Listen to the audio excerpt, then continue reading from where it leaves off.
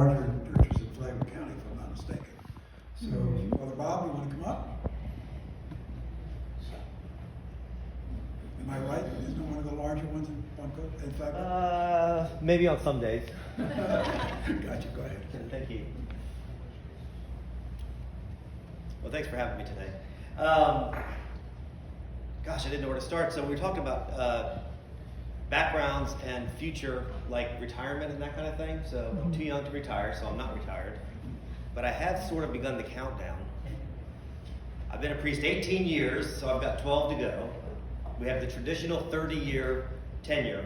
I can go longer, but my wife's a little older than I am, and she's going to want me to retire as soon as I possibly can. So that'll be in about 12 years. Last year I said it was 13 years. Next year I will say it's 11, so I've started the countdown.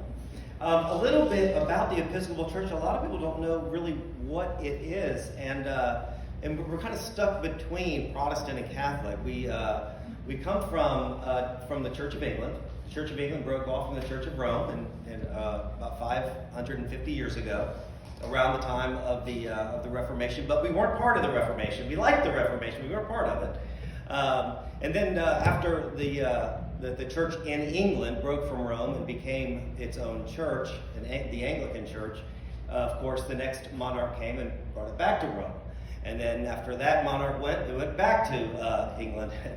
So a little bit of back and forth in our early days, but now the Episcopal Church really became the church in America right around the Revolution, where we just like breaking with people, I guess, and we broke with the King of England. Of course, we weren't loyalists to the crown. So, but we are to this day a part of the Church of England, a part of the Anglican Communion worldwide.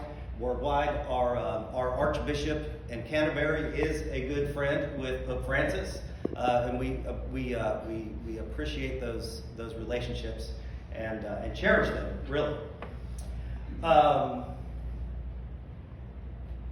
Before I became a priest, I was down in Miami. I worked. I'm from South Florida, so at our prayer breakfast this morning, a lot of talk went around about who are Miami Dolphin fans, and I was 2 years old when the Dolphins won that perfect season, so I was raised by parents that would not give me the option to be a fan of anything else. So I've been a Miami Dolphins fan all my life. Lived in and lived. I know a lot of New Yorkers in here, so I've got to be careful. I lived there about 30 years before going to Orlando to finish my degree in psychology at the University of Central Florida. I worked for a company in Miami doing artwork. I worked for an art gallery and worked there for a very long time. And the reason I stayed there for so long is because they were owned by a little company called Fidelity Investments. So we had great healthcare, great 401ks, and great benefits all around. So it was a really tough place to leave. I still have that little 401k with me that has grown over the years. Thank heavens for that. And I'm grateful for that. Since I'll be retiring in 12 years, I'll need all I can get. St. Thomas is an Episcopal church. Episcopal, by the way, meaning run by bishops.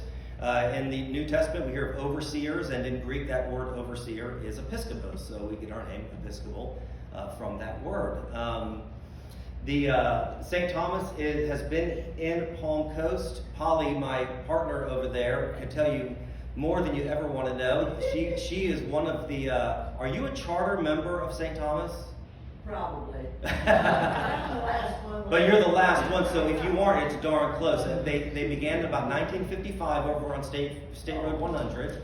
We came in 77. Okay, right. So they started in 1955 on State Road 100, and then moved here to Belterre in about 1980, correct? I think so. About 1980, and then they built their latest church building in about 2002, where we worship now. So I don't know if we're the largest congregation, but we are probably one of the most diverse. And one of the things that I love about my faith tradition, and by the way, just because I was born into it doesn't mean I haven't been exposed to others. My dad is a Southern Baptist and has been praying for me to change ever since I became a priest. But he just needs to understand that pension fund is just too hard to get away from. So where was I with that? So the Episcopal, St. Thomas, St. Thomas is one of the most diverse congregations certainly around. We have people from all over the country. We have them, I like to joke and say, we have them from all different kinds of countries, including almost every West Indian island, and from most countries, including New York and New Jersey. A lot of folks from the Northeast. And a lot of those that came through the Northeast are originally from the islands.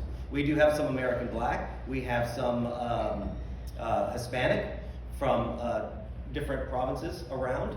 We really, truly are a welcoming and diverse congregation, which makes us really special. One thing about the Episcopal Church is I like to say that we practice, we come from a place of hospitality and grace. So just like Rabbi said, I love what you said about where you are on your spiritual path. You are welcome and you are encouraged wherever you are, and we certainly hold that ethos in our congregation. So I think that's probably all I've got. Thank you so much for